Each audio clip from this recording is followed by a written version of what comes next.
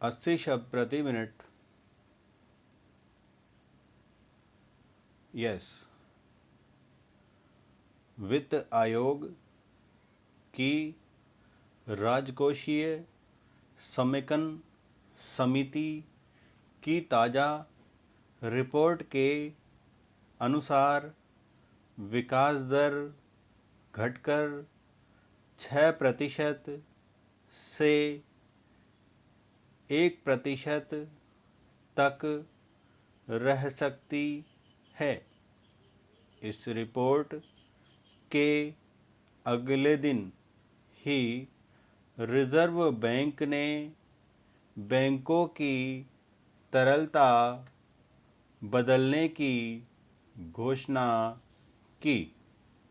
उधर आत्मनिर्भर भारत अभियान के तहत घोषित पहली 111 राहत योजनाएं एमएसएमई के लिए थी, जो बैंकों के जरिए बगैर किसी जमानत के दी जानी थी।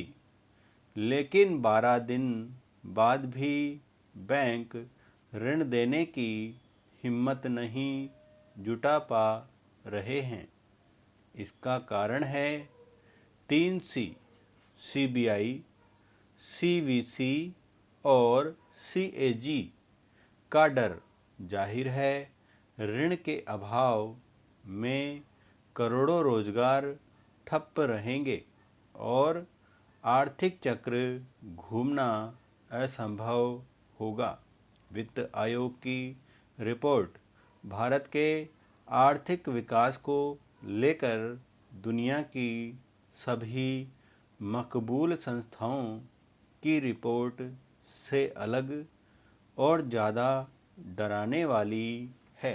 लिहाजा वित्त मंत्री ने पार्टी के एक आंतरिक साक्षात्कार में इस डर को निराधार बताते हुए बैंकों से आग्रह किया है कि वे इन 3C का डर छोड़कर ऋण दें। अगर उनके फैसले गलत होते भी हैं तो इन तीनों में से कोई संस्था उन पर कार्रवाई नहीं करेगी, क्योंकि इस कर्ज की जमानतदार स्वयं सरकार है।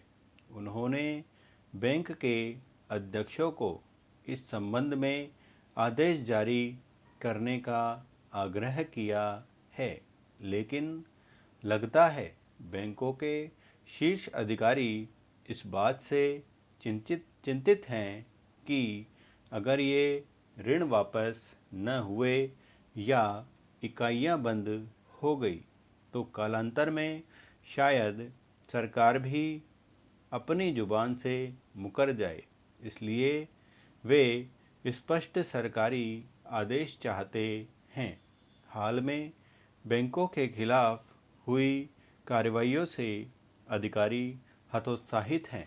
बहरहाल देखना है कि सरकार की कथनी कब तक कार्य रूप में तब्दील होती है, क्योंकि लॉकडाउन से क्षतिग्रस्त छोटे उद्योगों के लिए पहली ज़रूरत कार्यशील पूंजी है।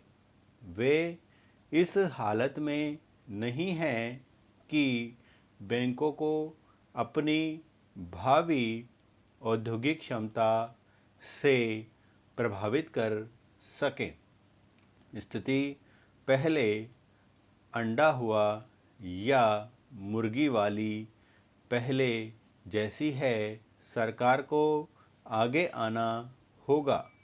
एक प्रतिष्ठित सरकारी अधिकारी ने भारतीय शासन व्यवस्था के बारे में बेहतरीन बात कही थी। यह 3 इंजनों चलती है: पीएम, सीएम और डीएम। प्रधानमंत्री, मुख्यमंत्री और जिला मजिस्ट्रेट। मैं उन्हें इस सटीक टिप्पणी का श्रेय दूंगा, लेकिन साथ ही अपना विवेक भी इस्तेमाल करूंगा। मैं चाहूँगा कि मैं जो तर्क पेश कर रहा हूँ उसका दोष उन्हें न दिया जाए।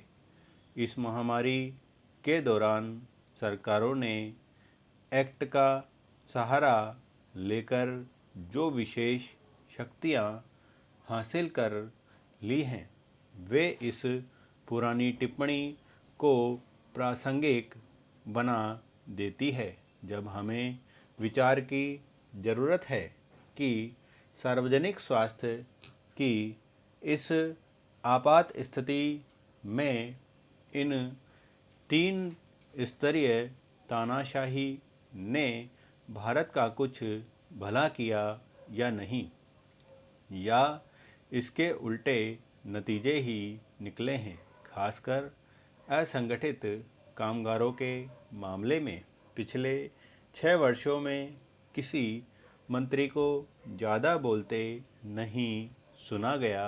संभवतः अमित शाह को छोड़कर कैबिनेट सिस्टम बेअसर हो चुका है।